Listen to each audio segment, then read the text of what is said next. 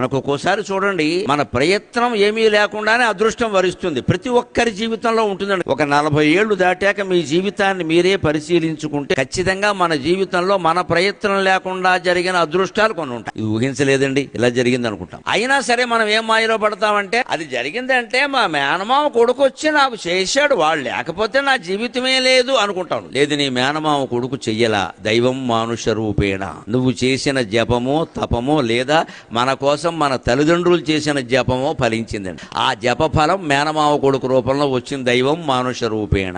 అంతేగాని నీ ప్రయత్నం కాదది. అలాగని దైవానుగ్రహం లేకపోవడం కాదు. అది అదృష్టం అంటే అదే అర్థం. ఇంత కనపడినప్పుడు దైవానుగ్రహం అని అనొచ్చు కదా. లేదు, వారు చేశారు వీరు చేశారని మనం ఏమనుకుంటామంటే, వారి పట్ల కృతజ్ఞతగా ఉండే ప్రయత్నం చేస్తాం ఎంతసేపు. నీకు ఆయన అంటే ఎందుకు అభిమానం అయ్యా అంటే, మా అబ్బాయికి ఉద్యోగం ఇచ్చాడు, ఆయన దేశాన్ని దోచుకు తిన్నాడు కదా అంటే, ఆ గొడవ నాకెందుకు అంటాం. నమశివాయ. ఇంతకంటే స్వార్థం ఉంటుందా?